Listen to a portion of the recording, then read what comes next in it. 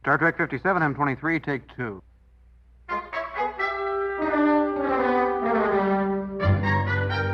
It's got Star Trek. Episode 52. Discovery, Season 3, Episode 6, Scavengers. My understanding of Trill is that you're supposed to be carrying his memories, not... His soul? Yeah, I don't know how it happened this way either. Maybe because we were so close. Well, I'm, filling in the blanks a bit, but it sounds like you're holding on to someone you love. And I did that with Hugh while he was gone. Before he died, I thought of life and death as this linear thing with a distinct beginning and end. And now I know life will always surprise me. So, if you tell me that he's still with you, what's his name? Gray. Gray. I believe you.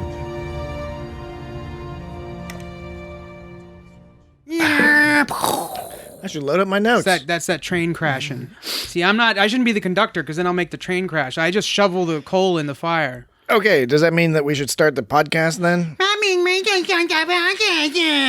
Okay. Maybe that All doesn't right. mean we should start the podcast. All right, so we'll take that to mean we're beginning the podcast officially after a whole lot of tomfoolery that you needn't trouble yourselves with. Wait, we never did the moment of silence. We don't need to worry about that. We'll do that at the end. Not that anything tragic happened in particular. It's just for leveling purposes. I know, but the way you present it is as if every podcast we start out with a moment of silence. We're not allowed to call it a prayer. So for our fallen Trek comrades. But yes, Dan is correct. Normally, we do a period of silence where we try not to, to giggle and all that. On the flip side, you could say bringing up moment of silence without any context, people would assume such a thing. Yeah. All right, we're stretching into dilly-dally territory here, and we got a lot to cover. You're just saying that because I'm right. You have to save this for the making of the podcast. You're just saying that because I'm right. I'm not going to deny that there is some correctness upon you. You have an aura of Okay, let's move on. We're good. I get it. All right. So okay, hold on. Rigel 4. Rigel 4. There's a lot of numbered planets in this episode. What are you talking about with your numbered planets? All right, this has been a ridiculous start, and you all in the audience don't even know the half of it. It's 100% dilly-dally. 100% dilly-dally. For like 15 minutes. Yeah, but we're going to tighten that up for you using the magic of audio editing. So where were we? Podcast. To reverse time, because once something's loosened up, you can't really tighten it again. Tighten this unless it's a screw. right up. But Yeah, if it's all right. like So this is skin, episode 52. It doesn't really tighten 52. back up. 52. This is 1 year of podcasting, effectively. I don't know, kind of, close to it. But anyway, 52 weeks, 52 episodes worth of podcasting 52 material. cards in a deck. It was actually 53. Provided, yeah, that's just a secret one. Yeah, people, we have a secret hidden 52 show. pickup. Well, when we go on vacation, we'll play the secret hidden show. But anyway, welcome to the It's When Got we're Star allowed Trek to go on podcast. vacation. It's episode 52, and on episode 52, we will be discussing Star Trek. All right, I got that part. Good work so far. Self-sealing stem bolts. Star Trek Discovery, Season 3, Episode 6, Scavengers. Ooh, spooky. It's like a Halloween episode. Scavengers aren't spooky. Ooh, they scavenged. All right, so yeah, Listen anyway. to that word. It's a spooky word. Anyway, welcome to the podcast. After all, we apologize for the dilly-dallying, and now we are going to get right into it. But Right, first... right now. How can they go ahead? But first, we always encourage emails and liking and subscribing and all that other good stuff. But we did get an email from Paul, who had a nice constructive criticism for Yeah, us. Paul's a good guy. Paul's a good... Well, we don't know that. We're going to assume that. Let's do that wait one. and We're see what Star he Trek says. fans. It's not Paul Stamets, I checked. He said, listen to the most recent episode. Great content. But we're one or more of you vaping or something in the background. Sorry, because yes. Yeah. Okay. Funny that you were doing that, right? Episode 52. All right. So were one of you vaping or something in the background because there was the occasional crackling that sounded like a vape? And it was just downright distracting, right? Okay, so we respect that. Totally. And so for background, yes, you got it right. You win this week's episode of Who's That Noisy? That was indeed a vape pen. What'll it be this week? It could be something else. A noisy noise. A So noise, oyster. yes, Noisy oyster. Jesse and I do have addictions to certain nicotine chemicals, and the vaping helps with that. But we can understand if it's a little, it gets a little crackly on there. Now I tend to lean back. I lean back when I vape. I lean right in there. I lean Yeah. I lean back in like sort of an arrogant Kirk-like, repose, like yes, I'm listening to people.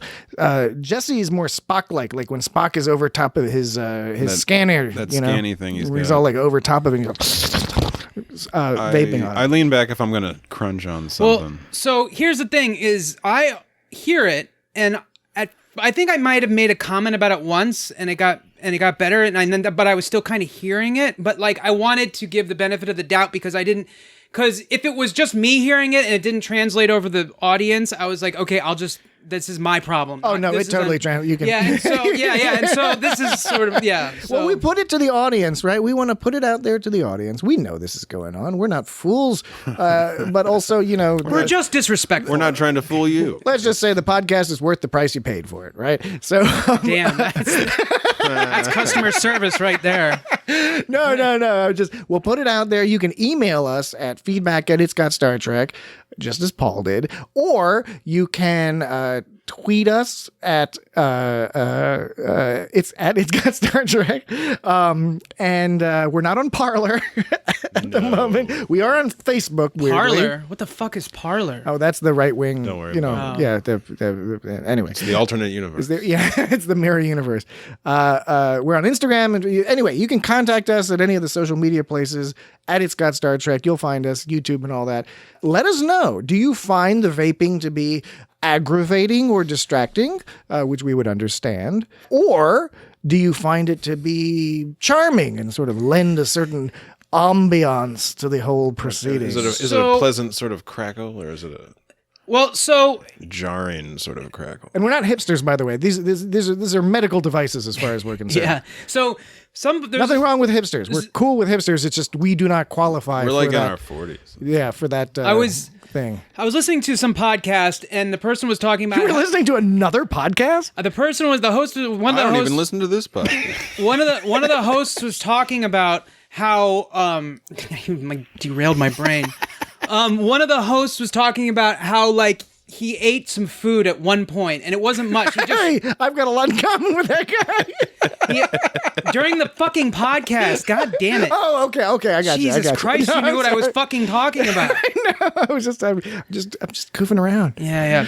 So the host was talking about how he was eating during one point of the podcast, and it wasn't that's what it sounds like, but it wasn't that bad. And I listened to that episode and I hadn't noticed it, but he said that when he did that, he got tons of people writing in saying oh my God, a lot of people were fucking pissed as shit. And it was only happened at one point in the podcast. Now here's the thing. I'm not like that. I didn't even notice it. It was like one little moment in the podcast of something happening. Now this is apparently more pattern based. Like if it was just once, it would be not a big deal. I guess it's just that it happens throughout.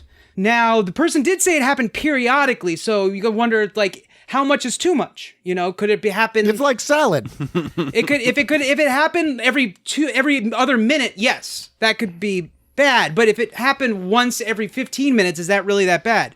It happens enough where I notice it for sure. So that's just my contribution. Now that's easy for me to say because I have other annoying habits.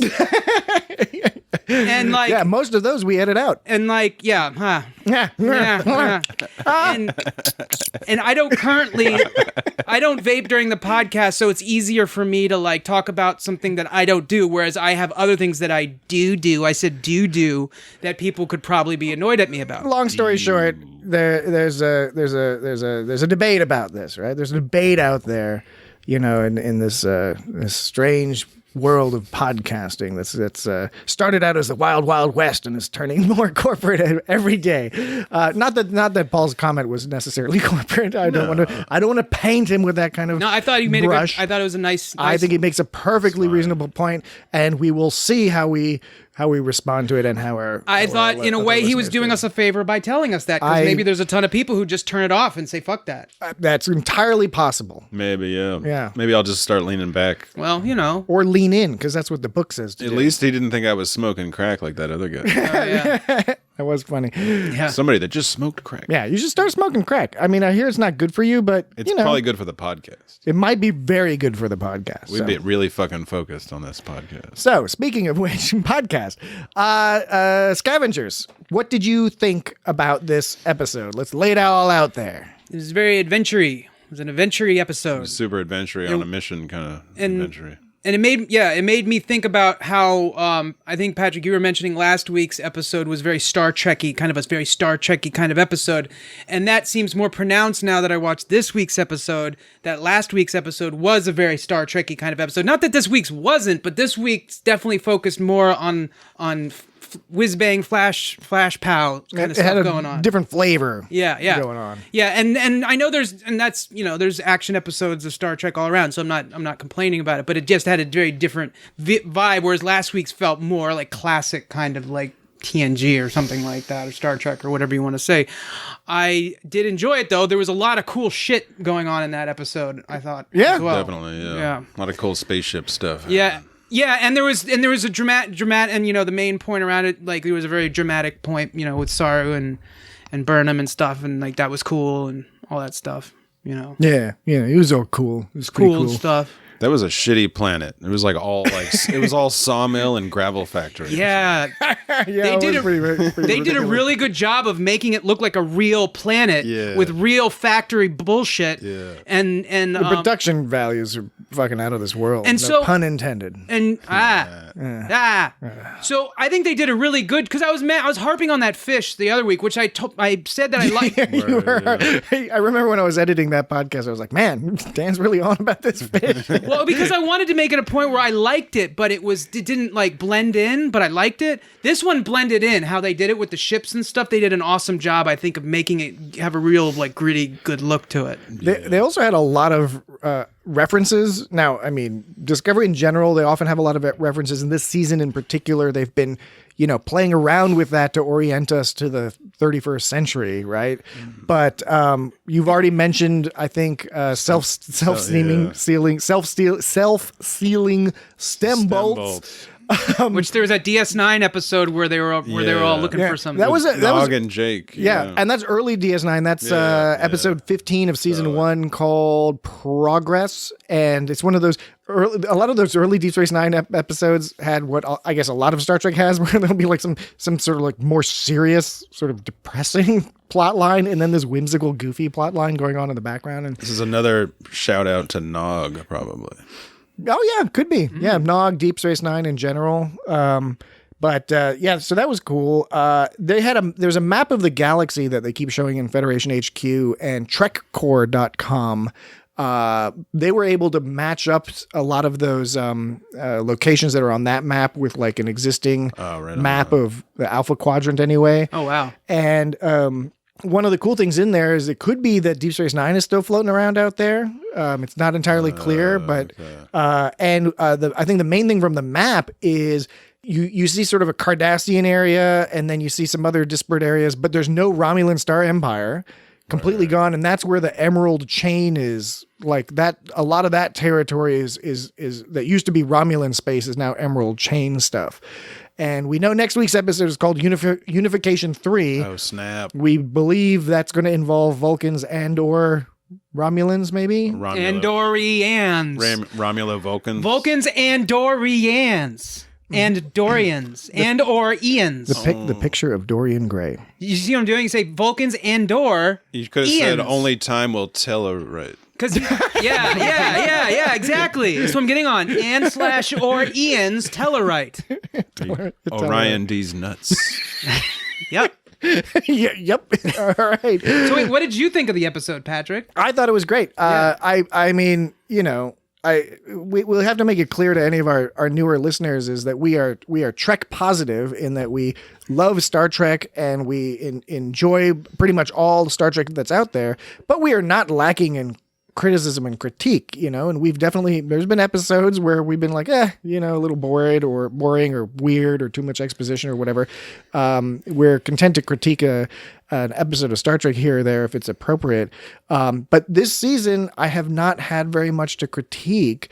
And just in terms of pure enjoyment level, it's each episode after the next is a slightly different flavor, going for a slightly different thing, our overarching story, but the individual stories are still contained to the episode, which has been nice. And this one, adding in that action, I guess I'm saying the pace of the season has been, for me, quite pleasant with, the open, sort of discovering this new, again, no pun intended, this new century and then getting into it and then having some Star Trek-y moments and now getting in, now the action's picking up a little and the drama and the tension's also picking up a little. And again, the drama and the tension, I guess, the key moments of drama and tension being between Burnham and Saru. Yeah, they come organically, they come in a way where everyone's right and everyone's wrong, and not in 100% binary way. It's really, they have defensible positions. Maybe they could have done things differently, like the show Cobra Kai. It's very similar to the show Cobra Kai, nearly as good. Nearly. I haven't seen it. I hear it's good. Yeah.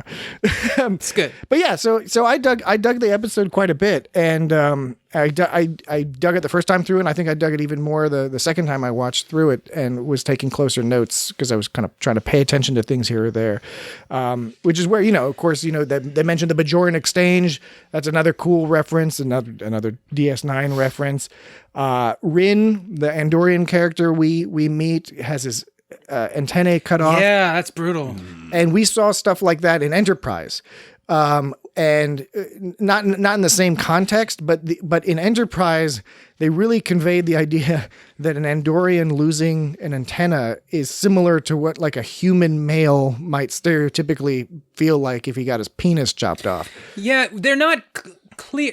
I mean, I never made that direct connection, but it seems obvious now that you mention it. Because they're all like wiggling them around. Wiggling phallic thing.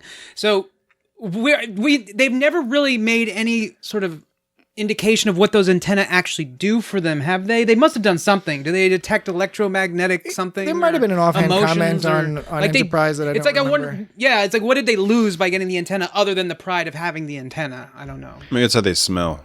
Maybe. There's a character on Enterprise. How do they smell? Terrible. Yeah. That loses an antenna, I think in an accident, basically, or a fight. But let's fight. I think he's like, his balance is a little weird or something for a while. Yeah. Something like that. Yeah. I can't quite recall. I like the detail they put into making their antenna move around. It's fun. I agree I'm down with the pace of the season, and every episode is interesting and down with the pace of it. And then it brings me along, and I like these overarching ideas. I'm still not quite sure where they're quite going with the whole Adira love conquers all thing, which is kind of like, it's fine. I don't have a problem with it, but it's is that what they're doing? It seems like it because they established we're jumping around here, but which is nothing new. That's perfectly all right. Rock your body in time. So before I believe you. Yes. So before I was talking about you brought up the question. Someone brought up the question of when Adira is talking to Gray, are they actually looking at Gray, or is it? And I was saying, well, I think it might just be sort of like a narrative tool to make us understand what's going on inside of Adira's head. That Adira's not literally talking to someone. That it's just like, how else do you express what's going on in someone's mind outside of a book for something like that? And so they chose to have this figure that doesn't. Mm-hmm. It's not like Adira's actually talking to someone. It's like, it's just this thing to get the point across. But as it turns out, Adira is actually talking. So I was that idea. You rescind your supposition. Well, I think it was a noble one, but it wasn't right. Oh yeah, no, it's perfectly justifiable. But so the only sort of conclusion they came to is Adira was like, well, maybe it was because I was so close to him, Gray, and Stamets was like something basically like, I don't remember what he said he found dead people hot. Yeah, he said he found dead people hot. That's why he's like. No, it was a really touching scene. He Actually, sees dead people Okay, in there. Huh? yeah. So Stamets says he says you're holding on to someone you love, and she's like, oh, it's because I was so close to her, and then it's just like, so it sounds like it's just a love thing, which I don't know how to interpret that.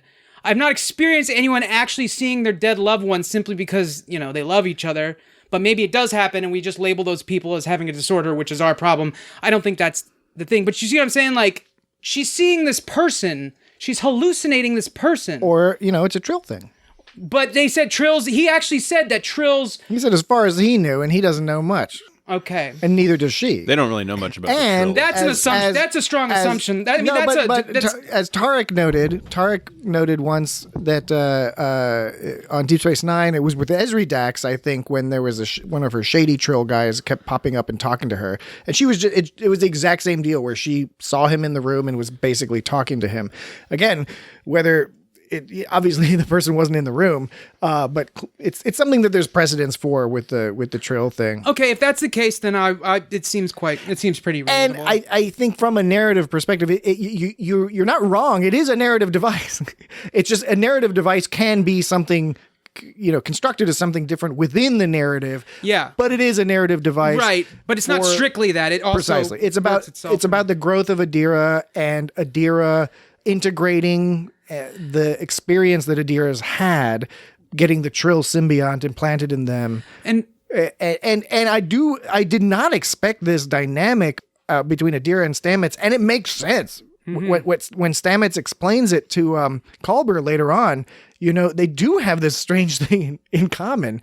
It's not the same circumstances, but it is similar. And they're both clever people and engineering minded and all that, so it makes sense that they would have an affinity for each other, and so I'm interested to see where that goes. Yeah. Okay. So I mean, if there's a precedent for Trill seeing people, I can understand it more. But if they're really, it just seems like they're really going for the, oh, I love this person so much I see them, and it's fine, whatever. If it were that. It maybe would be a bit maudlin for my taste. I'm not getting that vibe, but we'll see ultimately where it goes. You think it's like some kind of movie Ghost kind of situation? Yeah, but since it's Star Trek, it's actually sort of it's actually scientific somehow. Right. Remember when Beverly Crusher had sex with a ghost? Yeah. We should watch that episode. Yeah, we should. And no, I don't know. Maybe we might Nobody ever wants to watch that episode.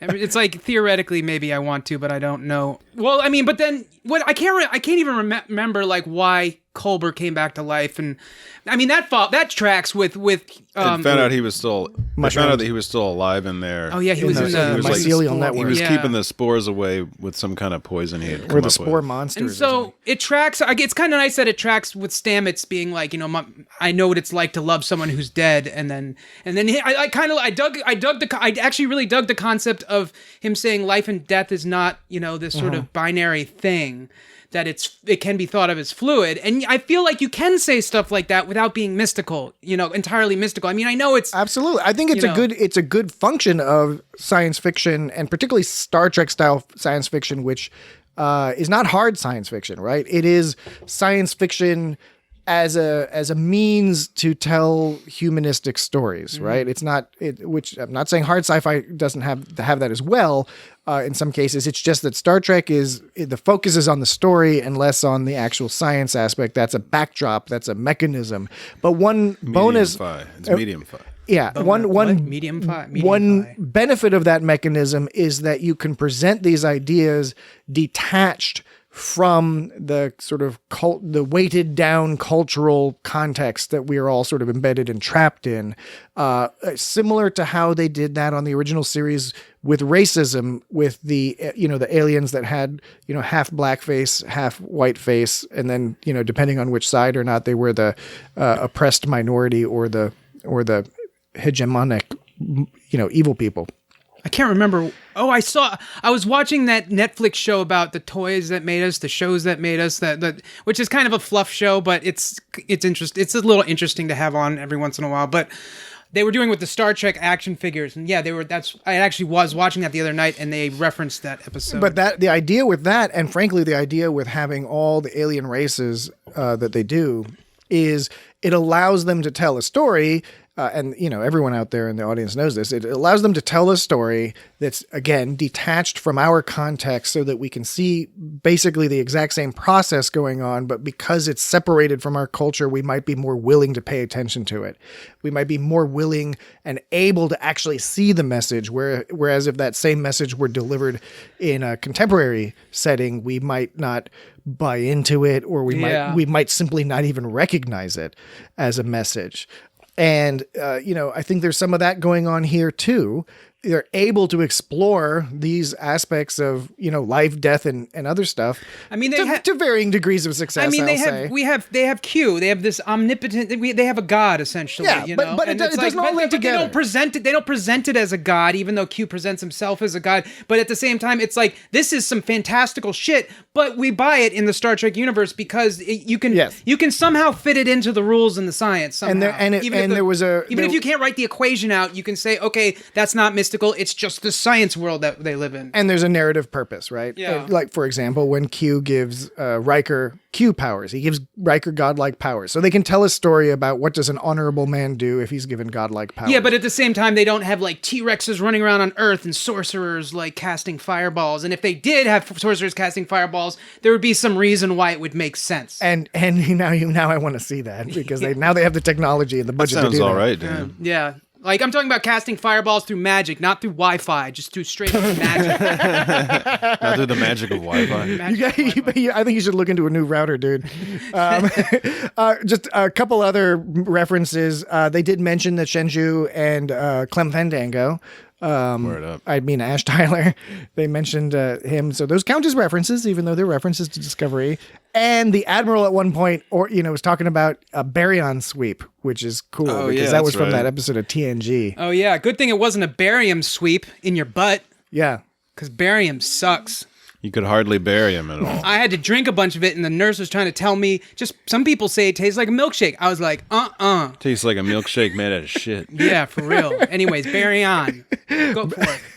All right, so that was the episode where Picard had to get a saddle. Yeah, he had to get the saddle because he was trying to avoid the boring party. Yeah, he's always avoiding just boring. And I love that everyone thinks that that Picard getting a saddle is total bullshit, and then it switches to a scene of him walking down the hallway and he's got a saddle, and you're like, oh, I guess he does have a saddle. Okay, so, at the beginning of the episode, we get to see the refit version of the Discovery. Pretty happening. Pretty cool. The nacelles are not only detached, but the fronts of the nacelles are different shape. The deflector dish is totally different. They have programmable matter integrated with their pre-burn tech. They had, the nanogel. the ring thing. They got rid of the bridges, I think, between the ring because normally there were like bridges between the rings. I didn't notice that. Oh yeah. So wait, how do they do the They could just bop around. How do they do the spore jet? Because doesn't part of it spin? Yeah, but I think that's the idea. Like maybe it spins better now or something. It's a better spinner. Well, okay. So real quick on the detached nacelles, I still don't have a great idea of what the function is. Is it kind of like Book's ship, where it can kind of detach itself and zip around and transform into this other thing? Like when they they're detachable, meaning they can detach mid-flight and then reattach themselves mid-flight? Well, okay. I think there's a couple things going on here. First of all, you can think of it in one sense almost an evolution of what they did with Voyager. Remember when Voyager came out, they had the nacelles could go up and down. And that was like the whole cool thing is like they go into one position to go to like super warp and then they go down just to be chilling. I mean, which you could argue was just for visual flair. You could argue that here too. This has caused a bit of a stir on the internet. No, the internet with a capital I. Some people couldn't care less. Some people like it. A whole bunch of people are like, "What the fuck is going on with these detached nacelles? What's the point of it?" Detachable nacelles. Yeah, I've been impressed with how people have sort of developed their theories around this, and the one I tend to buy into, because it kind of makes sense, even if it's just headcanon, is that we're in a post-burn situation where warp drives just blew up a bunch of ships, and a couple people suggested that if you had the warp drives like each in the nacelles themselves and then they're detached, if something happened, then the nacelles could be detached. They would keep going at warp and the ship would kind of fall out of warp. And so they might blow up and there'd be enough distance between the ship. So that might be Interesting it. idea. In the episode, they talk about better maneuverability. Right. So that's I'm wondering how that actually Could be as simple as that. how better maneuver. Okay, so it could just be a safety measure, but I got the impression it was something more. And with Bookship, they introduced the first time all sorts of crazy shit that could do, because it could split into like 10 different parts floating around, and then all that flip around. all that flip around beyond Transformer shit was kind of awesome. And so I was It thinking was like really awesome. They hinted at it a little bit before. maybe if they need to do, I kept thinking maybe if they need to do like a spin, like a roll or something, they can detach the cells and do a roll and then reattach them real quick or some bullshit like that. I don't know. I agree. Something along those lines. Yeah. You did mention the programmable matter on the consoles, which most people like. matter. Detmer seemed a little put off by. Yeah, she did. She's old school. So I'm wondering if they're going to play that up more, if that was just a one-time thing. The nanogel, Yeah, the nanogel no stuff. residue. Yeah, the That's upgrade, key. Adira's upgrades to... She kind of took some liberties with that. Like, Because that's. if you got that nanogel residue, it's just the worst. But while you're on it, it acts as a quantum transducer. Quantum transducer. I thought that was bold of her to just go ahead and make that change without Stamets' like full permission. Fortune favors the bold. I mean, she could have just been like, "Hey, Stamets, I got this thing. It's pretty cool," and he'll be like, "Go for it." Nothing ventured, nothing gained. I mean, that, but that was I think unnecessary. The admiral said that they had to upgrade their shit. So I mean, it just, yeah, but I mean, there didn't seem to be a reason not to tell him, is the point. But I will also interject here, and we've seen this a million times in Star Trek, where Geordi will be like, "Oh yeah, I just I changed this around, and now it's better," or whatever. Sometimes to good effect. They were. Adira's kind of new though. She's still fresh. sometimes Wesley did that shit. Wesley would do crazy stuff like that too, and they made fun. They made some jokes in that vein on Lower Decks, where Rutherford was always tinkering with stuff and trying to improve stuff, and like sometimes he got it like almost right. Yeah. Anyway. Well, it's a risk with Stamets anyways, because we know he can be kind of, kind of moody. Yeah. But he started out a little moody here. He was a little bit more like his old self, being all like, I'm all curmudgeon-y, but he sorted out. Oh, but the other thing, of course, are the communicators combined with tricorders, combined with pads, combined with personal transporters. It's like an all-in-one thing.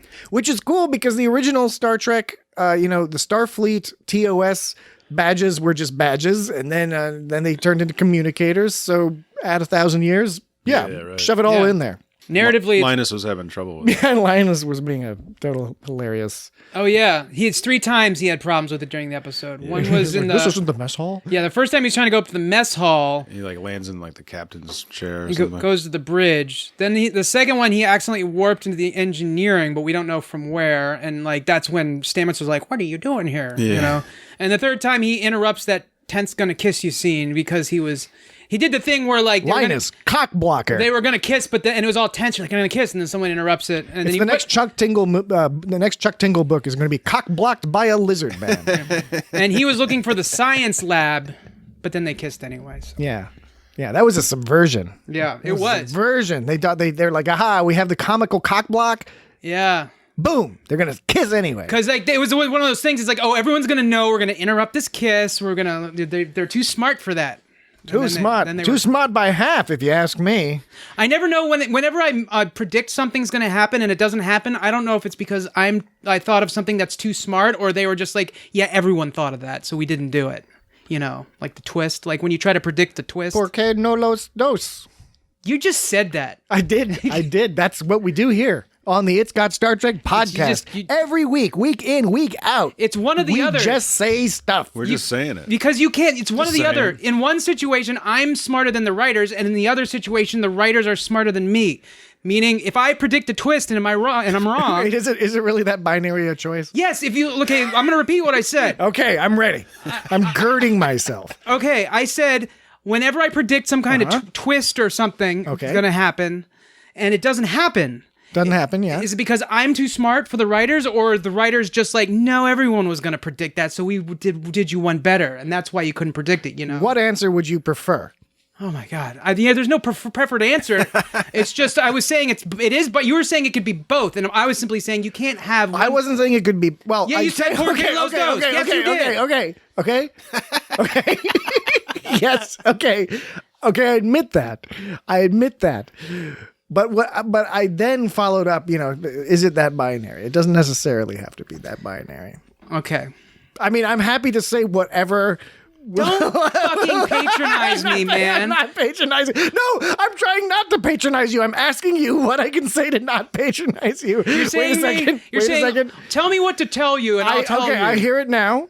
I caught myself in a bit of a logical trap. In my attempt to not patronize you, I have inadvertently patronized you much worse than I could have. I don't expect a certain answer from people. I just, if somebody's like heard what I said and give a response to that, that's all I ask for. And if you feedback at ifgotstartrek.com. And if you didn't tell us your opinion. And if you didn't hear what I said, you can just say, "Oh, I wasn't paying attention." I was paying attention. And in which case, I may or may not get all bitchy about it. All right. So that's my motivation to you, to be honest. All right. So we gathered that either you are smarter than the writers, or the writers are smarter than you. We will find that out. I mean, as we It was really just subjective. A tangential thought. It's never coming back. Ain't nothing wrong with that, right? It's never coming back. I bet it so is. Why did I bet you it is. I bet you next episode is going to you know what? I've been thinking about it. I am smarter than the writers. Yeah. I've been really thinking about it all week. Well, I have to think of an example where I predicted something that didn't happen. So, what did you think about the central issue? A lot happens in this episode, but I guess the central issue is there's a difference in opinion between Captain Saru and Commander Burnham in what their priorities should be. And that's what drives the drama here, because she decides to go AWOL, which is basically what she's done in the past.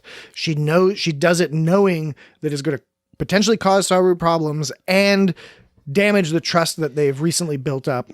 On the other hand, as Saru notes, when he did ask her to be his number one, he really wasn't properly empathizing with her, which he's been pretty good at, but he seemed to be wanting, as he says in this episode, he wanted to go back to some form of normalcy, and he should have recognized that she was being pretty, as he put it, ambivalent about the job, right? So first of all, prior to that, I thought Discovery was, their whole sell on Discovery was like, we're this science exploration vessel. That's how we can help you. And then Admiral Vance just keeps them in as like a quick response, a quick responders or whatever you call it.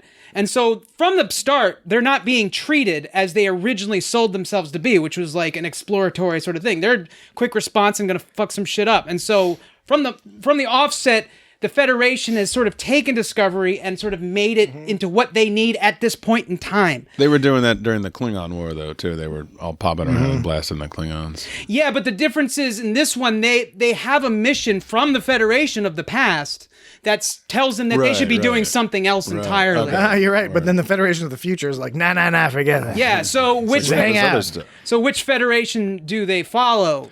Somebody on Reddit, I'm sorry I can't remember the username, but somebody on Reddit posited a very interesting theory.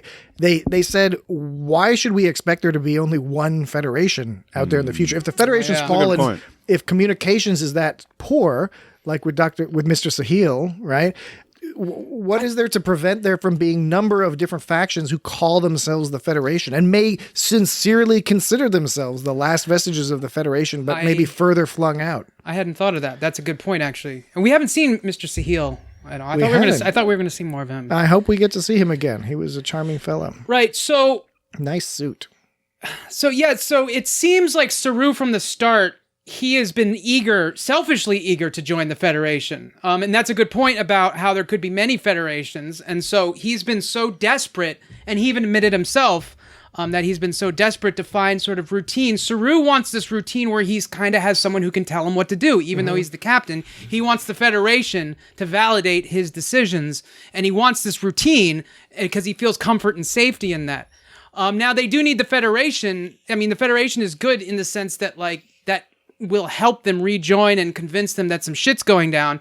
But yeah, on the same token, Burnham, has the idea of like, well, we're not going to solve our original mission was to figure out what sort of catastrophe happened in the future, and so she has. Well, I mean, it's not. I guess where it gets complicated is it's not really their original mission because they didn't know there was a problem in the future. It's just sort of she assigned that mission to herself in some part. That is one of the issues is that she was alone. She was making her own decisions, as Georgiou noted. I forget first, second episode somewhere in there, third episode maybe. Yeah, I guess it's third episode. Where she's been alone, she's been making the decisions on her own and pursuing her own line, whatever she wanted to do. And now her life was in danger. She didn't have as much support, but she was able to do and go wherever she wanted. And she has been obsessed with this idea of solving this problem. At the end of the episode, she gives a speech to Admiral Vance. And it's not as effective as when they talked to him in the last episode, where they really convinced him that no, Discovery should stay together and they can be useful. And that was all a really convincing argument about why that should be between, Burnham and Saru. In this case, though, she says basically, I don't think the Federation can ever become whole again, basically, if we don't find out the cause of the burn. Right, and that's a little strong. It's a perfectly legitimate position, but it is not supported by much. Right. It's supported more by the concept of, if we know what caused it, and then we know for sure it's like an accident, or we know for sure it was the Romulans or whatever. It's like we can have something to coalesce around. It's a valid idea. It's a strong lead, but there's it's putting all our eggs in one basket. And it does not. It's not. There's no logic that says it has to be true. It's not the logical conclusion. Right. You could say maybe not finding out would be better, because what if it turns out the Federation caused it, and that the Federation being disbanded is somehow good for the future? Maybe the Federation was getting a little too neoconservative, neoliberal for the rest of the world, and was being a little too interventionist, causing a little bit too much stuff going on out there. She sort of came up with her own, this is what the big picture is, and I'm going for the overall end thing. But she just sort of came up with that herself, but she's going all for it, and that's kind of classic Michael Burnham. Right, where she's, as they said, 100% rogue. She kind of is wants to go off 100% confident in her conclusion. And whereas Saru balances her out by being sort of really, by the book and play it safe by the rules. He'll take risks, but only really calculated ones. Whereas Burnham is like, fuck it, I'll just do whatever. Also, it was only 12 hours they had to stand by. This message came 3 weeks, and suddenly she had to leave right now. It's like, what's 12 hours when it comes to 3 weeks? Now, on the other hand, and this is kind of weird in the story, it just so happens they get there 40 minutes before he was about to go, before Book was about to be go in the upper ship to Yeah. I wonder what he said, I'm going to be in the upper ship for a week. Is that more work? I don't know if it was a shift change. I don't know what he was doing in that upper ship, but they was saying in 43 minutes, shift change, then I go to the upper ship for a week, and I guess it's just more work. But when Burnham went over there, if she hadn't left right away, they would have missed the opportunity for a week to get him. But that seems I don't know. She still could have found him with her meowing boyfriend detector. Oh, yeah. Did you guys notice that? Yeah. Every time she put on, because she said she got that collar. Yes. Yeah, I was wondering what that was. So I thought I was imagining it. Yeah, she said that was a radio collar that Book you put on Grudge so that he could track down Grudge, so Grudge wouldn't get lost. And that she was going to use it, basically the reverse angle to try to find Book, because she knew he would have the. Can you detector reverse thing. engineer a receiver? And Reverse engineer really isn't the right term. Yeah. I think it's. Who cares? It's Star Trek. It has a holographic emitter. I'm sure it can But detect. it still go just both kept ways. the same sound. Yeah, it's no different than if you do the Find My Phone feature or something. It's like, all right, I got the collar, but where's the fucking remote control? I guess, goddammit? Yeah, it's assuming that they both have two-way communications, which why not? But yeah, it meowed. It took me. I thought I was going crazy. I thought I was going crazy too, because I have two of my cats died this year. Oh, man. I have one cat who doesn't meow very much, so I was like, what the fuck is it? Ghosts?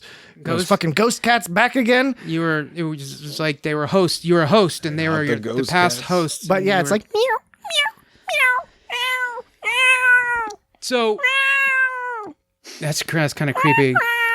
So Burnham impulsively went over there. Turns out she was right to do so, but at the same time, logic would dictate that she could wait 12 hours if they waited 3 weeks.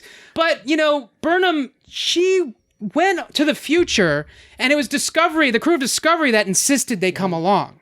So it was really just going to be her to begin with anyways. Well, okay. So why? So there hasn't been any evidence yet to really strongly suggest that she even needs them, unless the whole reason she needs the crew at this point is to balance her out, to make her less insane. Not that she's insane. That's disrespectful. But you know, little less, rogue and impulsive, I guess. It is a nuanced thing, but I think we can constrain the conversation a little bit in the sense that obviously we could look at all sorts of different angles and justifications and all this. But if we just look at the command decisions, in my view, both Burnham and Saru made command errors.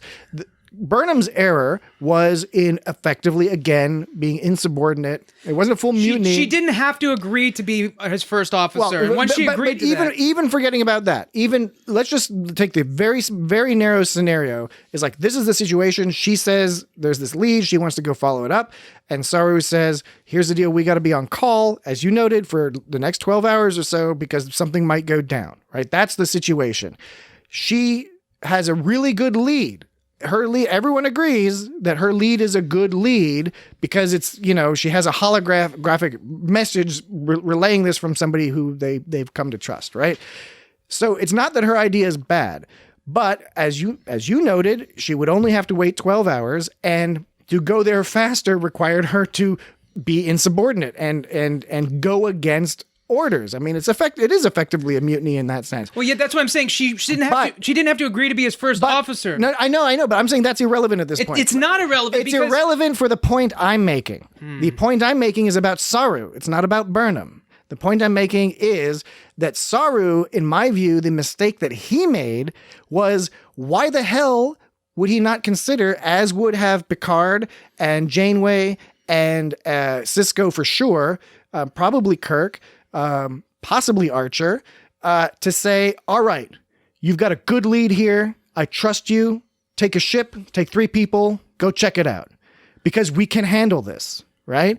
If he truly believes they can handle it without Burnham, which probably they could, it doesn't sound like what they were going to deal with some crazy, horrible business.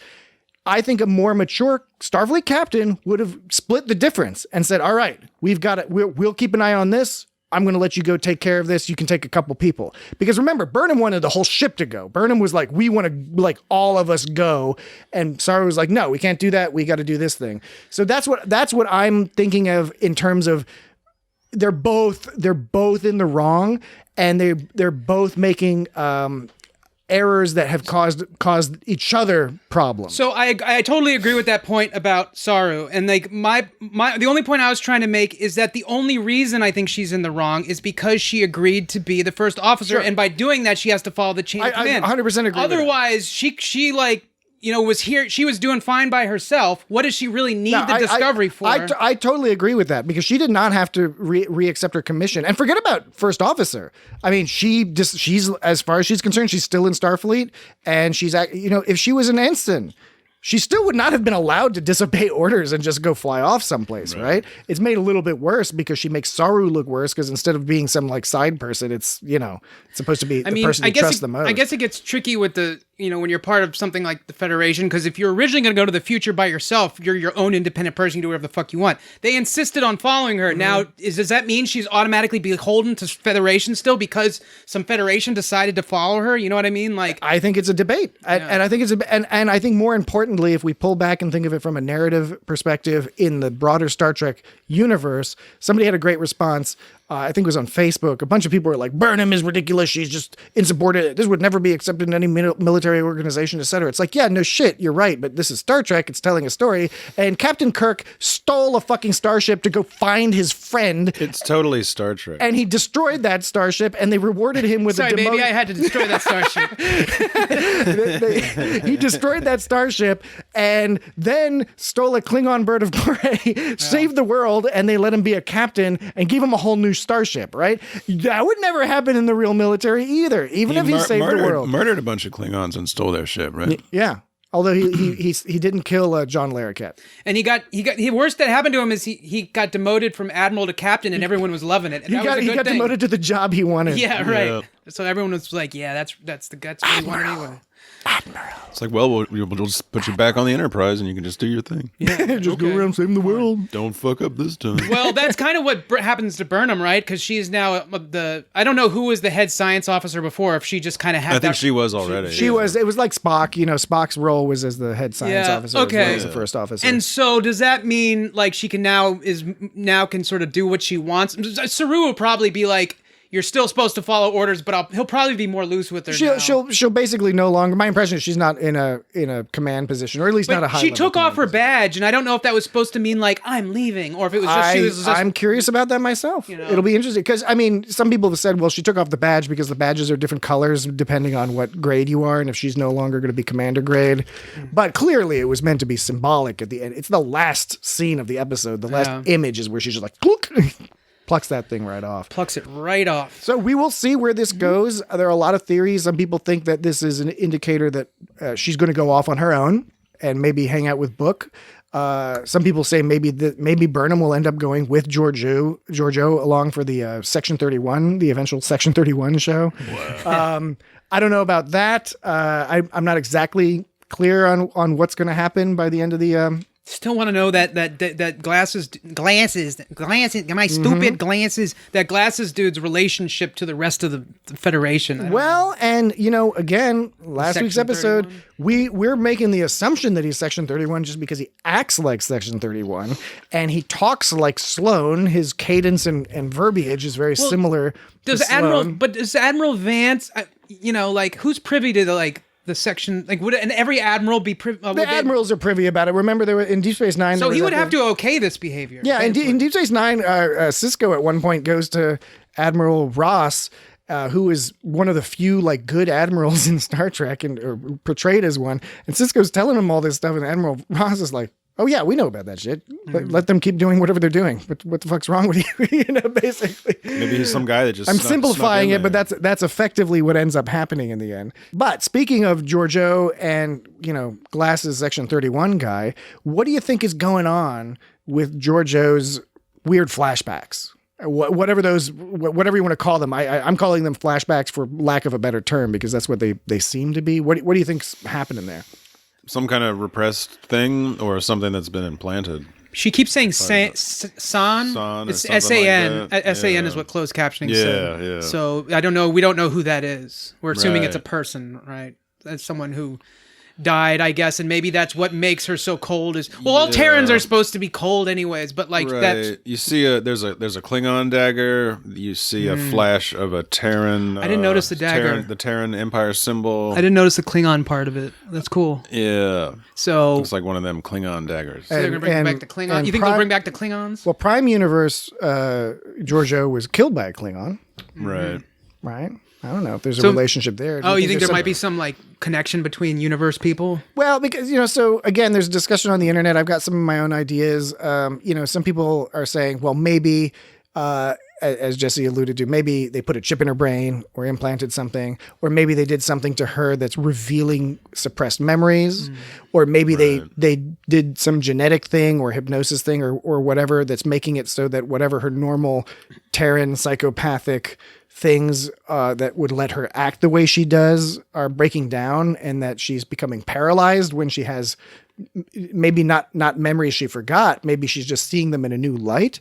Yeah, she can't repress them anymore. It could be as simple as that 1,000 years in the future they can cure crazy psychosis with a ray beam, and they've actually cured her and made her feel better, but the made her not be psychotic anymore. But the side effect of not being psychotic is that she has tremendous guilt from all the people she's tortured and killed. Yeah, it could all be coming back to her, and she's put it off for so long that it's been building up or whatever. Because there's the part in the other episode where he mentions David Cronenberg mentions some kind of genetic defect in the Terrans. And she seems to suggest they were just trying to lie to her. Right. But maybe they weren't. Yeah.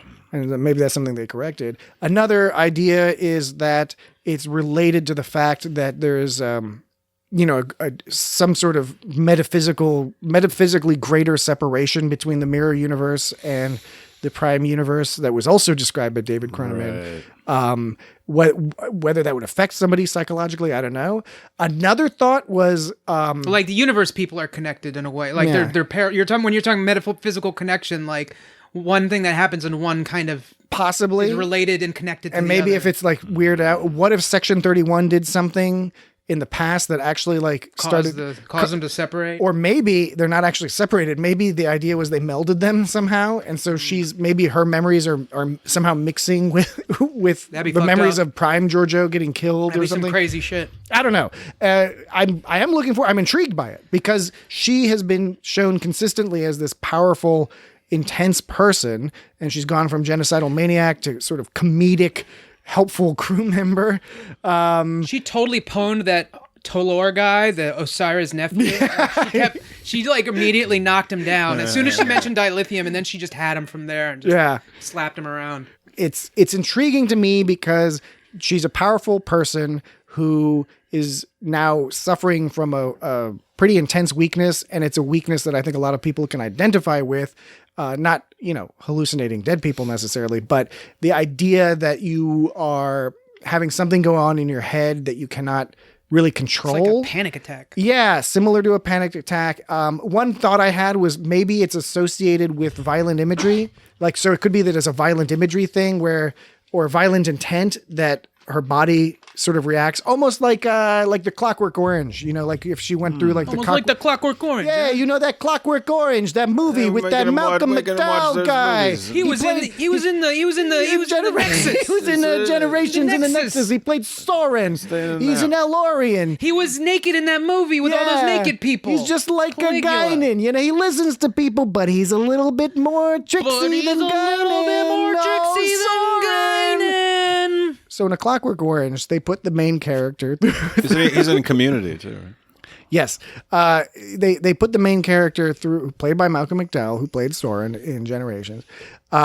Killed Captain Kirk. Spoilers. Spoiler alert. Always give it after the spoiler. Yeah, you give it after the spoiler. You give it after the spoiler plus 26 years. Fair enough. This podcast is for total Star Trek fans. You have to have watched all of Star Trek in order to enjoy it. So in A Clockwork Orange, they put the main character who's a prisoner. He's in prison for violent crime, and they put him through this program. A prisoner in prison? No. Yeah, but he's put in prison for violent crime, and the idea of A Clockwork Orange, man, it's taken a long time to explain. Yeah, you know how I explain feel. a concept that everybody already knows about. You know how it feels, huh? But yeah, in A Clockwork Orange. The role of Dan tonight will be played by his understudy, Patrick. It's a good thing you're not trying to talk about Barry Lyndon. Oh, no. Oh, I fucking love Barry Lyndon. That's a great fucking movie. But it's a longer movie. It is a longer movie. It would take you longer to talk. We'll do a whole podcast. It's got Barry Lyndon. We'll do 52 episodes on that. That'd be great. So anyway, Clockwork Orange, you can go through this process where they basically do some hypnotic visual torture or whatever. And the idea is that it makes you retch if you have any sort of violent thoughts or sexual thoughts or whatever. It's terrible. The point of the book is that don't do this. This is terrible. But I'm wondering if there's the possibility that Georgiou has gone through something like this, where if she, has certain thoughts or intentions, that it might have a reaction to her. I don't know that that's the case. There's not enough evidence to support that there, but it's just something that popped into my mind and that I just took 10 minutes to explain. What is that? There's some kind of movie or show or something that has something similar. Some kind of Star Trek? It's some kind of show where there was something similar. If you have bad thoughts, you suddenly start going in pain or something. Yeah, it was called You Can't Do That on Television. No, that was what they said. Oh my gosh, it's going to drive me crazy because there was a show that had the same thing where the people in the future had implants in their brain, and when they thought bad thoughts, bad things happened. But it was supposed to be comedic somehow. Anyways. Isn't that real life? Was that the revival of Roseanne? No. Yeah. Oh, okay, sorry, I got confused with something else. Okay, well, we'll find out more about Georgiou. I guess next, Georgiou's got a whole other thing going on. We, there's a good segue into the whole, infiltrating and then eventually escaping. As you notice, this hellhole. Exfiltrating? It's exfiltrating if you take somebody out. Yeah. But or when you leave. So this whole plan, when they infiltrate, do you think that the captives, the prisoners, or whatever you want to call them, do you think they came up with this plan on the fly when they saw Georgiou and Burnham, or do you think they had that plan in the works to escape? The prisoners, that was a Georgiou plan. I'm sure that was escape. Yeah, I'm sure they all wanted to escape, but they were yeah. like, well, we got the fucking Running Man style blow up your head fences. Yeah, which right. is awesome. That was pretty cool. The I forget the Andorian's name, Rin? Is that- Rin. So Rin was like way in on it though to like lead the crusade. So it seemed like he was ready to go and do his shit. I was impressed with how quickly they were able to introduce this character and convey in very few lines the backstory. Because if you paid attention, the character of Rin is an Andorian, but he wanted to become like basically a freedom fighter. He went against Osira and the others to try to help people. And as a result, it whatever his plot was failed. It seems like a lot of the people he was trying to help are now in this, terrible wasteland with him. And they've given him the job to actually put the horrible Running Man, things on the back of their necks that make their heads blow up if they go through the fence. So he's in this really sympathetic position of somebody who we understand had wanted to help, but it didn't work out. And now all the people he tried to help think he's a piece of shit. Yeah. Because he's doing this work, presumably because he's an Andorian as opposed to being a Bajoran or human or one of the other races of folks that were there. I mean, it kind of sucks when you become the leader and then you're no longer a leader, and in fact you're appearing like you're helping the enemy. You're treated even shittier than if you had done nothing at all. Nothing at all. Nothing at all. Nothing at all. And it's just fucked up too, because they always say like, what was it that shit from the Dante's Inferno where like the hottest fires are for the people who don't do shit, who like are neutral. Yeah. And so it's like if you just sit and kind of fence walk or whatever and go with whatever side wins, the hottest place in hell is reserved for you or whatever. But then this dude, according to Dante's Peak. Dante's Peak, yes, not. I always thought it would be funny if Dante's Peak was spelled like Pique. What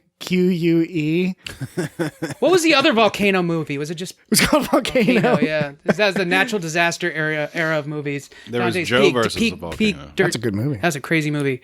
Okay, the point I was making there was that Jesus Christ, what the fuck? What was the point? You totally derailed my shit. Yes, excellent. Okay, no, so Check box. Check mark that one. So if they always talk about if you're neutral, it's like, oh, that's worse than not fighting at all. But Rin, he fought hard and he fought hard to win, and now that has to sort of lay low so he won't get tortured to death and prevent him from eventually helping in the future, which he ended up doing. Now they reject him even more than if he had been neutral, It's like fucked up. He should at least get some credit. But it's like that whole thing where you like hate a loved one that turns on you more than you just hate someone who's neutral. It's a classic Star Trek episode, which is don't bother helping people because they're likely to be assholes about They're it. likely to be assholes if you're in a sympathetic position of like, they're going to torture me, I got to do something, But Rin was, and real quick, I want to mention that. So Rin was played by Noah Averbach Katz, and he happens to be the husband of Mary Wiseman. So that's our existing connection to Star Trek. Even more interestingly, he tweeted, I follow him on Twitter now, he tweeted this wonderful little video that had all these pictures of him starting as a kid going to Star Trek conventions and dressing up in Star Trek outfits. So I really am excited I'm hoping the character sticks around for at least another episode or more. It's a great opportunity for somebody who's clearly a Star Trek fan. I thought he did a really good job. I know it's a real limited role. It was pretty good. Yeah. It seems like they'll bring him back because they could have just as easily killed him. Sure, exactly. And it would have worked fine if they weren't going to bring him back. So presumably, yeah. So hopefully we'll see him again. It's cool that he's a diehard, lifelong Star Trek fan. I know a lot of other actors are as well, but it's fun to see people like that get an opportunity and get to show off their talents. And in this case, a lot of talent. Yeah, that was really cool. So really excellent opportunity for him.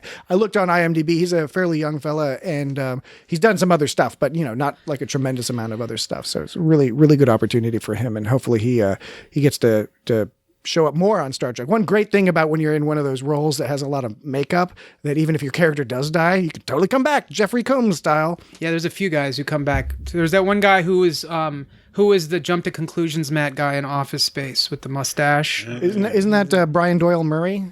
No, you're right. Oh, it's the other guy. Oh, I know that guy. I know the guy you're talking about. It's not Brian Doyle. Brian Doyle Murray. I talk like Brian Doyle Murray. Yeah. Hey. Yeah. I think Noah's Arcade. I think he has a terrible illness that causes that. Oh, well, I don't know. Man. I don't know about that. I feel like shit. Oh. So, yeah.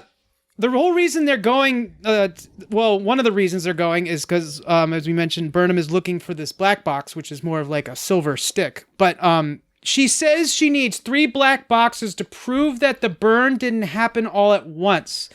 Because they were off by margins of time, suggesting that, and this is interesting, that it had a point of origin, which I think that's cool.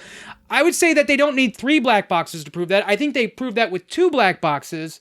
But the reason 3 is good is because, like, she also said that they need to triangulate the origin. You need 3 to even have a chance of finding But it. she said they needed 3 to prove that it didn't. So maybe, I guess, by proving she meant find the origin. But 2 would at least suggest that possibility, I guess. So, I agree that probably 2 is enough, but you could always argue 2 is maybe there was something else going on that registered it differently. yeah, I mean, I guess... Like when they used to think the neutrinos were traveling back in time or something. Teenage Mutant Ninja Turtles? No, they at CERN there was a mistaken I believe it was at CERN where they mistakenly measured neutrinos traveling faster. Are you pro CERN? Because I'm concerned.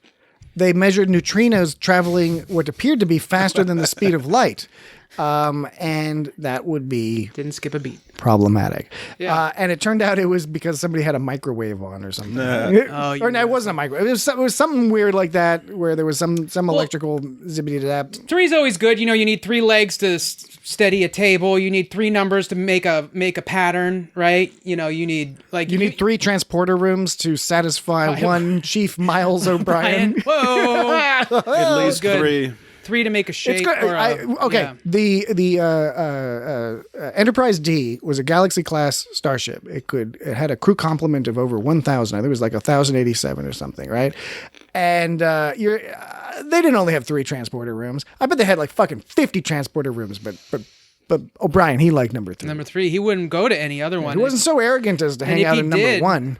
It's like he didn't get his cup of coffee. He didn't get his transporter room 3. His cup of Irish tea. Irish tea. Or Irish coffee, but I didn't want to imply that he was an alcoholic. Yeah. I really don't want to imply that. No, synthahol. Because actually, there's plenty of instances of him drinking coffee. Well, Scotty liked scotch or something, right? Yeah, I mean, yes. That TNG episode where he came back. All those guys were drinking something. They were all drinking something. So I thought Saru was being logically dishonest when he was telling Burnham, he's like, the Admiral would not be convinced by a cat in a ship. Like, there was also a hologram of That's a what dude I'm telling you. I'm saying, come on. Cat in a coat. His command error was that, as he finds out, basically, essentially at the end of the episode, the implication is strong there, that the Admiral would have been totally fine with sending that mission. He just should have gone to the Admiral and said, hey, yo, get this, Burnham's got some cool stuff going down, and this cat showed up and shit, so, like, can you, like, help us out here? And then the Admiral Vance would have been like, well, why, certainly, sir. Well, certainly, sir, you should send her on that mission, or send somebody else on the mission. Because he really yearned for that sort of the comfort of being told what to do, but the routine of having orders from, Federation and that whole sort of routine. How many times can I say routine? But you know what I'm saying. Routine. This is a whole new routine. It's called Dan's routine routine. My poutine routine. He's got 5 solid minutes of this. It's going to be playing at the Laugh Factory. Point being is that it was a smart move to join the Federation, but he did it for slightly selfish reasons because it made him feel more safe and comfortable. Sure. And this is evidence of that, like you were saying, that he should have sent her out, but he was too I think he was too scared of that being compromised because he didn't want to seem like a disobedient. He didn't want to go out on a limb, basically. And part of being a captain is he's got long limbs. Part of being a captain is taking long blew right by it. Didn't affect him one bit. Because part of being a captain is sort of taking risks and things like this, and he didn't sort of want to do that. Georgiou says, "You had me at unsanctioned mission." Was this a saying before Jerry Maguire? Like this whole "you had me at"? I think so. Yeah. Is that a thing? Yeah. Jerry Maguire just ruined it. They made it a comedic thing because they said you had me at hello. And she's like, you had me at unsanctioned mission. So it seems, now everything seems like a reference to Jerry Maguire, whether it is or not. I don't know. I see what he's saying there. So Georgiou made a weapon out of scrap. Now, can she just make weapons out of... Georgia made a weapon out of scrap. Georgia made a weapon out of scrap. So can she... Now, were they collecting that scrap? None of these are taken off tonight. Now, can she collect? Were they collecting the scrap all along, or did they suddenly, when they set off the alarm, did she suddenly decide that, like, oh, everything around me that I just see, No, that's I immediately think around me. they I can were- make a weapon out of that. Because as they were going along, they were picking Yeah. stuff up out of bins that they said they were going to buy and stuff. And so I think once they got what they needed, then We never found out what that weapon did, though, because she never used it. yeah, which I liked because it was a reverse MacGuffin. Kind of, it's the Chekhov, a reverse Chekhov's gun, nuclear vessels, Right. because they're in Alameda, because if you see the weapon's going to be fired later, right? Yeah, it's like in classic James Bond movies, you see like all the gadgets, and they'll each be used once, Yes. maybe twice, but usually once. Yeah. You only use this gadget once, twice. Yeah. You only live twice. Whistling birds. Yes. All right. So, all right. So the escape, we saw that, the Running Man stuff, to me, it was a clear homage to Running Man. I don't see how you could see it as anything else. It was a guy running through a junkyard wasteland. And I guess the implant exploded, which is why it was just his head, and in right? Running Man, it was a collar, but same kind of concept. Yeah. By the way, folks who haven't seen the movie Running Man or read the book, they're different. The book is by Stephen King, but it was written in 1982 under his pseudonym Richard Bachman, which is where he wrote some different styles of stories under. Oddly enough, in the end of the book, an airplane is crashed into a skyscraper in a creepy sort of 9/11 style way. But well, now I'm never going to read the book. well, He was also in that band Bachman Turner Overdrive. He used that name for that band. No, but Running Man, PDQ Bach. people should check that out. I think it has a reputation for being silly and over the top, which it is. But It was a it's sequel to The Walking Man, and then there was, of course, the prequel called The Standing Man. The Running Man, Low-hanging fruit. is a really interesting story about. It's a really predictive story and critique, by the way, about the idea of sort of the merging of government and corporate media, and the result of that. So totally worth checking that out.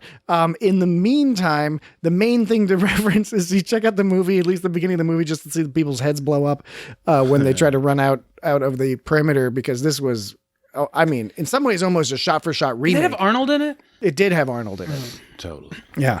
What happened? I thought we were about to do a little thing, but didn't work out. Go ahead. Head busting force. What was the thing we were going to do? I don't know. I thought it was one of those organic things where they just sort of happened, but it's not happening tonight. Oh, no. What made you think that? It's not happening Is it tonight? because I interrupted you, or do you think, or is it? No, I felt it inside. I felt the tingle. Oh, no. You know when you're in chorus and you get everybody, they call it the angel's voice, but it's actually just, Your Peter tingle. harmonics, Right. and you get that vibration in your belly Yeah. and in your nethers. Well, Non-sexual vibrations in your nethers. You get that from singing in church. singing. is it because In you called? chorus. Is you because you called it out, and like if something's happening, are you not supposed to call it out? No, it's just it's got to go. If it doesn't go, it doesn't go. The feeling rises up. It's like a sneeze that you can't sneeze. Oh, that's the worst. Time is money. I can't remember. What did we decide? A faux yawn, a broken yawn is worse than a broken sneeze. Anyway, Yes, it is. I can't remember what happened between Burnham and Tyler. I had that written out exactly like that, and it was making me think because They loved each other. and then They Georgiou loved said it. Giorgio said it ended in an unmitigated disaster, and I just can't remember it being that He grew bad. a beard and moved to Kronos. Yeah, it wasn't that much of a disaster. It was just kind of. I don't know. It's pretty rough. You love a guy, he moves to Kronos, grows a beard, Now he's running Section 31. Well, grows a big old beard, moves to London and becomes a recording that's- engineer. that's just they broke up. Giorgio made it Name seem of like Clementine Clem H. Fandango. Sorry, my dog is named Clementine Fandango. That's why I keep making that error. Giorgio made it seem like there was some kind of nuclear thing that happened between them where they just freaked out. But Giorgio's just being Nuclear a gossip. vessels? She's just Giorgio is like, she's all like, let's talk about boys and stuff. I think she's just needling Giorgio. I don't know. I think this is not very unusual behavior in the sense I've seen it before, which is where somebody wants to deepen the connection with you, but they don't know exactly how to do that, so they needle you and tease you. It's sort of a childish thing to do, but plenty of people do it as adults as well. Yeah. So she goes, when Burnham goes, I spent a lot of time here. I didn't love here or anything. When she's talking about the ship. Yes. Which was some kind of Freudian slip. Right. You know, I liked how she said, she said that Burnham said to, Georgiou said, you said your emotional spectrum runs from cranky to homicidal, which is exactly kind of, it's pretty accurate. That's around the time Georgiou had that freak out. I think it was her first flashback. And there was an awesome shot afterwards of Georgiou's close-up face. Oh, yeah. And then Burnham in the background, like blurred away. Like a coffee or espresso. Yeah, talking about, and she called it like espresso. Yeah. And They got some good bokeh. And there was like a really good bokeh in there. And they had a really like crisp close-up of Georgiou. I'm not talking about Boca Raton. Crisp bread. I'm talking about the photography term. They had a really crisp close-up of Georgiou's face that I thought was like pretty cool. You gotta love the apertures they're using on this show. Crisp. They got some of the best Crisp apertures. apertures. Yeah, you got f-stop 1.4. I think get that deep. So the entire planet is a salvage yard, is what they were saying. The entire planet. The whole planet. It's all sawmill and That's what gravel Tolar factory. was saying. He was saying, it's just the whole planet. Himbo. Tolar was They got those crumbly ships like hovering overhead, and like then It was they just creepy. Came crumbling down. It was creepy seeing, what were obviously Starfleet ships. One of them looked kind of like the Hiawatha from, but seeing a Starfleet ship rotting in a junkyard was something you don't. We've seen destroyed Starfleet ships, but we don't really see Starfleet ships that are just, falling to pieces because they're old. Yeah, it's pretty wild. Yeah, and I guess Georgiou was there. See, Georgiou was there. She was like a collector of old shit, right? Is that what she was supposed to be, an antique collector? Is that what she? Because the first time Burnham in the second episode, the first episode was going to sell some old shit. Yes. Yeah. And this time they pulled that maneuver again, except Georgiou was the one buying the old shit. I would like to buy some old shit. Yeah. Yeah, pre-2400s. Yeah. She didn't want to go to the Bajoran exchange where middlemen would rip her off. Yeah. Oh, yeah, ripped off by one of the prophets or something. Yeah. It would suck if the prophet aliens in this reality have to run a little shop on Deep Space Nine selling fortunes or something. They'll sell people confusing fortunes and people are like, this is fucking useless. Because some people think that could be Deep Space Nine, the Bajoran market or something. Right? Yes, there has been that suggestion because, the Bajoran exchange, it could be on the planet Bajor, it could be on one of the moons, or it could be in the region. Could very well be Deep Space Nine. Why not repurpose it as a market exchange? It's not much different than what it was long ago in the past. It already has a promenade. It has a prominent promenade. I guess it's related, those terms. All right. So I guess we've covered, in a very insane 1 year of experience fashion, we've covered the main bits of the show, but there are always going to be some odds and ends. Yeah. And now is the opportunity, my friends, to toss out some odds and ends. It was kind of interesting how Gray was... Is this an odd or an end? It's a cranny. Okay. I will allow it. It's when Gray was suggesting that Adira go play basketball or bocce. Yeah. Or maybe go fencing. Have you ever seen Italian people in Italy or France or wherever play like actual Italian people play bocce? No, I played bocce. But I've played bocce too, but watching Italian people play bocce is this magical, confusing, terrifying thing. There's lots of shaking of hands and screaming and yelling and hugging. They get really into it. Yeah, I saw a family of people playing bocce, and they had it was at a hotel in the countryside of southern France somewhere, and they just brought their own bocce set, like this big old suitcase, and they just a bunch of balls. I know, and they just busted it open, and we're pulling out all these like nice looking bocce balls, and they just found a spot in the lawn, and we're all just being like, bocce. It's a fun game, and it's cool that you can you play it in the lawn, just wherever. I like the music the piano theme that they've developed for Adira. Speaking with Adira Gray. Oblongata. Yeah, Adira and Gray. There is this piano. Sometimes it's a cello, but a lot of times it's a sort of we've described it before as an Amelie-ish piano has come into Discovery a couple times. And it seems, it's not always, I don't think, focused on Adira, but it seems to be focused on Adira, and particularly Adira and Gray, that sort of melancholy. If they probably have like a piece in the score called, Adira and Gray's, love Amelie Adventure. Amelie song. Well, there's probably an actual name for that theme. I'm sure. Well, I wish because the Amelie music, I think the reason it's such a good comparison. This comes up not just in this example, but in a lot of examples. Is it has this really interesting quality of being uplifting and melancholy in equal parts. And in the movie Amelie, of course, the music transforms. At times it's more melancholy, at times it's more upbeat. But there is this idea, this philosophical idea, which is also portrayed in the movie Amelie, of the union between melancholy and joy, that there's a sort of relationship between the two. And I'm definitely reading too much into this at this point, but the Adira theme music, the Adira Gray theme music has that same quality for me, where it's on the one hand a joyful thing, but it's also, there is this separation because Gray is both there and gone. So simultaneously.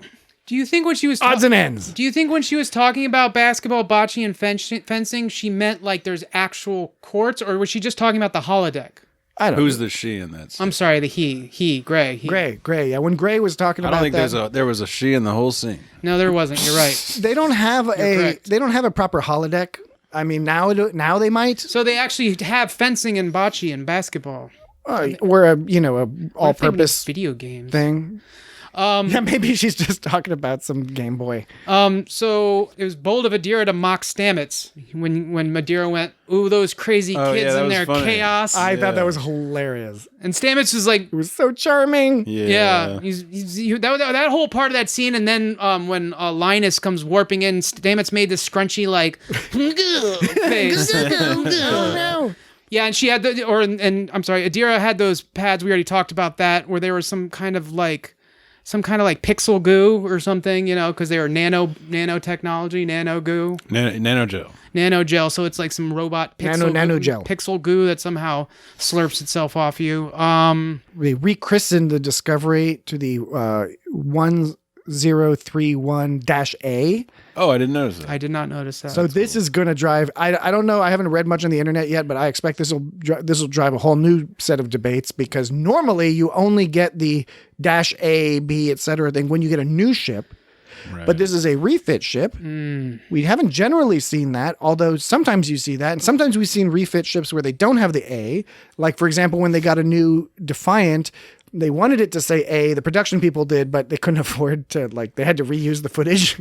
These are real big refits, though. This is like a major it is a major. Now, some people said, well, maybe they want to hide the fact that it's the original Discovery. But like a bunch of people, everyone there already knows. Yeah. So I don't know how much of a secret it's going to be. But I don't know. That is a plausible reason that for outsiders, if somehow they looked up the Discovery and saw the similar shape, they'd be like, oh, the Federation's stupid. They just decided to make a copy of a really old ship for some reason. We never really found out why Book was captured as a prisoner. Because the way that Talor, expressed it, and obviously he's making shit up because he's bad. He was expressing it as like, oh, well, they owe Asira or whatever. Well, and the implication with Book, what would he have done but owe Asira? Like, well, he's not a smuggler. But he was looking for the black box, right? He said that in the message. He said, I was on my way over here. It sounded like he was on a transport or something because he was referring to sitting next to somebody. So you think he what's it?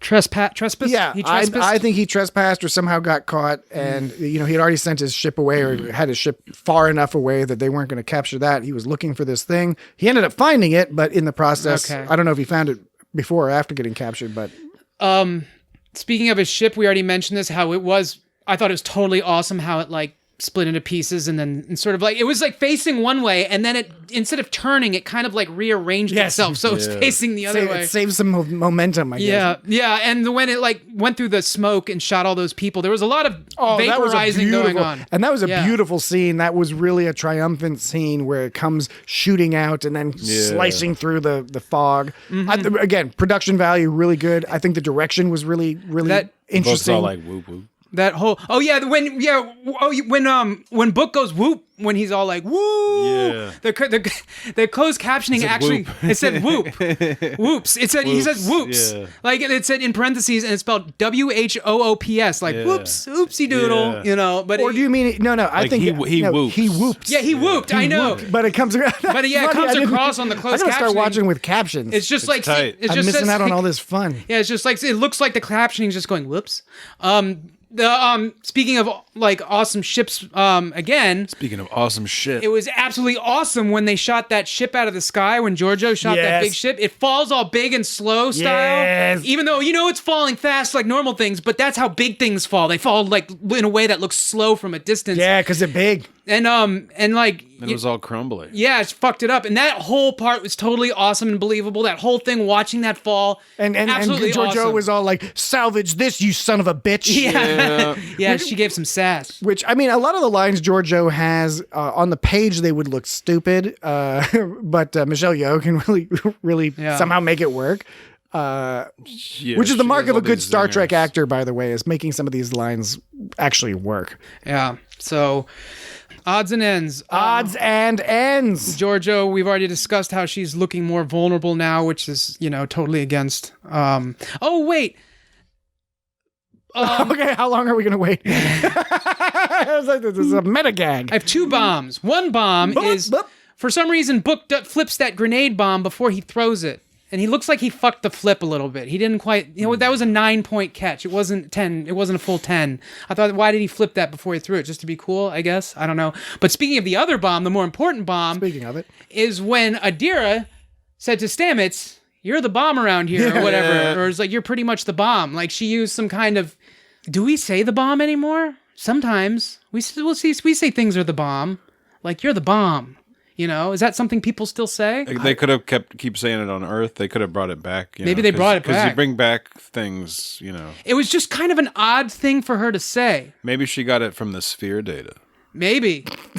Everything comes from the sphere day. Or it's from one of her past hosts. Yeah. So maybe that was what that was a There you reference go. to. Good, you've corrected it. We almost had to quit. But but somehow Stamets knew what she was talking. All comes back. That was a wonderful scene. Adira by was there. talking about? It was that scene in the mess hall was well acted. It was well directed. It was well written, and it had pathos and emotion. It was interesting. It had character growth for all the characters involved. Really, really fantastic. And then the follow up with Culber and Stamets. Also, really, That was really good. Really well. Culber is just like one of those characters where he knows like what people should be doing up in their brain holes. He's Dr. Hugh, man. He's Dr. Hugh. We don't get to see a lot of couples on Star Trek.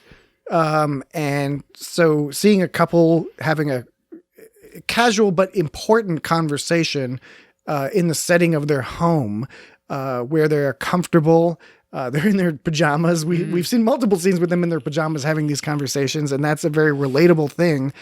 When so many of the characters we follow, including Burnham and Saru and others, have this distance between them, even with people that they are close to, we don't usually get to see such an intimate relationship, certainly not on a long-term basis. Who wears pajamas anyway? I don't know. If you're in Starfleet, they probably have regulation pajamas. Or some sort of like super techno. I mean, you should just be naked when you sleep.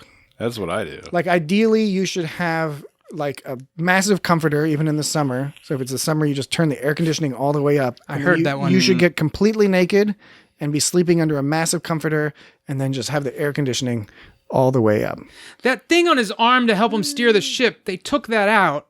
And it made me wonder how that was connected to his body. Was it just kind of nailed onto his arm so hard? Because it looked like it was in his arm. It looked like it was in his There's an bones. implant. It looked like it was bolted in to his bones. But then they just kind of took it off and there was a rash. So that made me think it was like put on top and then nailed in there really They got the hard. skin graft, you get Skin the skin graft. graft, future skin graft made out of There's a skin programmable skin. Programmable, nanogels. Nanoskin. Saru was looking, speaking of relationships, the Saru-Tilly relationship lives on where they can trust each other. Saru, And a very mature conversation between the two of them where they were, it wasn't a foregone conclusion. They were both having a conversation, and then as a result of the conversation, both ended up confident with what had to happen. Yeah, when Tilly was saying like I'd probably do the same thing, he's like, no, you wouldn't. And I know he meant that as a like saying No, like, you wouldn't. Yeah, to me, part of me would have taken it as like, what do you mean? You don't get to tell me what to do. You're you. You can't tell me what I would do. I could have totally done that. I wouldn't have taken it as a compliment that you're honorable and this is a good aspect of your personality. I would have taken it as like, what, you think I'd wimp out? Yeah, and I've been meaning to talk to you about that, Dan. You think I couldn't do it? I could follow through. I could disobey orders and shit. I think you did get a great job. I demoted. think you did a great job today, Dan. Fuck you, man. If I want to demote myself, I can demote myself. But yeah, so and he was. I thought it was interesting. Saru was looking really sheepish also when he went up to her, and so that was another aspect made me think of when you were talking about what the other captains would have done in the situation. Like he realizes he didn't explore all his options because of the point that you keep making, which is that he wants it to be a certain way. What do you mean I keep making? Like I won't shut up about it? Yes, exactly, you piece of shit. So, but yeah, he wanted it to be a certain way, and you can't do that. You can't will things into existence in that. So you can't do that, dude. You can't. He was playing it safe, and that's not going to work. You can't do that. This year, so do you think I made that point too much? Is that why you said you keep making? Yeah. All right. So next week, I don't know, did Jesse, you seen the previews again yet? Did you find the previews this time? No, I think it's something maybe since I watch the CBS app on Amazon, they must be some watch kind it on of, the CBS some kind of funky thing. I guess maybe if I just watch it on my phone, it'll do that. I don't know. I'll get the or you can the previews, by the way, they put them up pretty quick on YouTube for the next episode. Next episode is called Unification Part 3. Again, we don't go into too many details on the previews because we know some people don't like to watch the previews. But we do know the names of the episode already, so we can make some assumptions about it. My name is Dan. Yeah. So Unification Part 3 makes us think we're going to see Vulcans and perchance Romuloids. Hell yeah. You want to see some Romuloids? I see Romulo Vulcans. Do Romulans enjoy Remulade? How do you pronounce that? Remoulade? Remoulade? Remulade? I don't know. Remulade? Right. I've heard it pronounced a You'd few like ways. that, yeah. Took me forever to figure out the difference between Remoulade. Hollandaise and Bernaise, and the difference is Bernaise has tarragon. What about Bernese? I don't comment on What that. about Bernice? It's Myanmar now. All right, good one. No, I'll give you that one. I mean, I'll give that one to you. Okay. You can have that one. All right. All right. Anyway, we'll be looking forward to talking about that next week. Happy Thanksgiving. Yeah, happy Thanksgiving in the United States. Elsewhere, don't fucking worry about it. Don't even worry about And in the United States, come on, you guys know what's going on out there. You shouldn't be having a happy Thanksgiving anyway. Everyone should be having a miserable Thanksgiving in isolation. Well, limited isolation. Oh, they kept insulting the cat. The blob whisperer. The cat can't get Why do lost. they keep calling this? They keep fat shaming this perfectly normal cat. It's a normal cat. That's a fucking Maine. We mentioned there's a Maine Coon. They're big. Then Tilly goes, you can't get lost. That Georgia goes, it can't get lost. It's got its own gravitational pull. Yeah. And Tilly says, did you eat her? Yeah, I know. And I like that she's line. like, I don't like you. Yeah. Did you eat her? She was using a funny Tilly voice when she's talking to the cat. Yeah, like Tilly is the only one that's like talking to this cat like it's another person. It's like when the cat appeared on the holo screen, she's like, Grudge? Is that you? And then the butthole faced alien like slowly turned and looked at Tilly like, do you know this cat? I just wanted to list the planets they mentioned: Ryling 7, Kyger 12, Naseth, Beta 6, Argoth. Marangira, Argoth. and ISO 7. Argoth. Argoth? What's Argoth? Oh, that was another one. That was the one where there was starving, wasn't it? Wasn't that the starving planet, or was that the one that they had to go to? That was a planet they might have to go to. Okay, they might have to go to that. The starving planet was a different planet. And what was the name of the planet they went to? I can't. It was like started. Planet Hollywood. It started with an. Oh yeah, Willow was all nice. All of us. Oh, Hunhao was the planet, the M-class planet they went to. That was the salvage. Willow was like surprisingly friendly this time. She started being friendly at the end of the last episode. I think once she was a jerk before. Yeah, because she thought they were morons, and then she figured out, she's like, yeah, you guys are not so stupid. Captain Bondra, they flew the Lagoon, which is Leguin. Ursula K. Le Guin. Yes, they pronounced it Lagoon. Lagoon. That's probably how it's pronounced. Yeah, The- I always the pronounced it Ursula K. Le Guin as well. So. famous sci-fi author, one Yeah. of the top sci-fi authors of the 20th century. Died only a few years ago, I think. She wrote that. Born 1929. She wrote that book about that underground maze thing. Earthsea also. Earthsea. She wrote a bunch of cool stuff. So clearly a reference to her. It would be insane if it were not. And It would just be insane. we don't know that we don't believe them. The craziest to be thing about insane. Star Trek. All right. Burnham really hurt Saru's feelings this episode. She did. He should have seen that shit coming. He should have seen that. If he was a better captain, he would have seen it coming. He should go to the prophets and pay them a couple of strips of gold press latinum. Crevice face bastard. Yeah, my daughter was watching with me, and she's like, "Why does the guy have all those dents in his face?"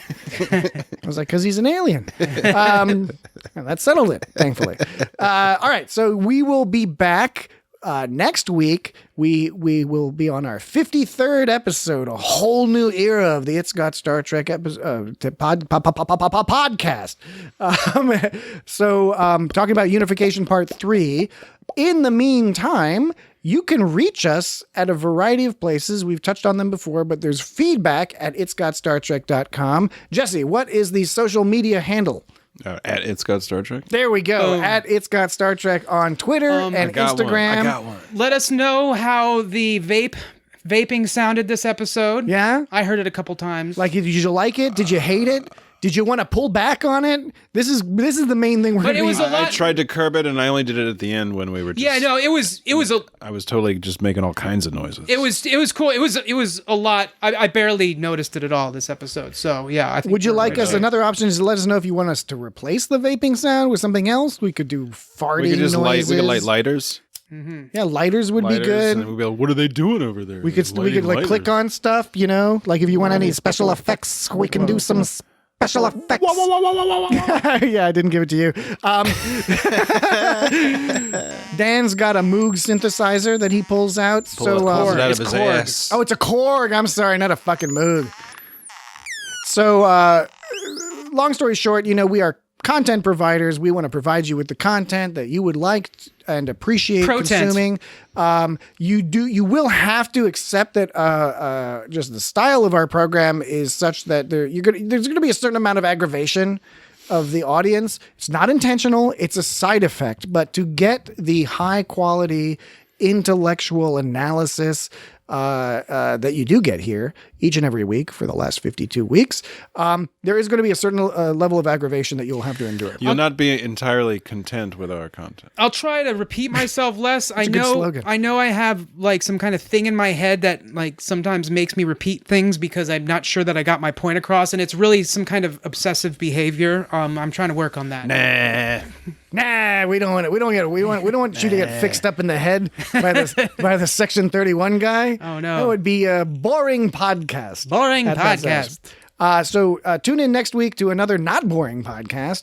And until then, a very hearty goodbye from me and from these two other gentlemen. And also him. And me. we're not going to tell you our names because you don't care. Nobody cares. Nobody cares. All right. Who doesn't care? You don't care. We'll talk to you next week. It's got anonymity. This place is in chaos. Nothing's where it's supposed to be. All these crazy kids and their chaos. Linus, don't do that. Sorry. You bad.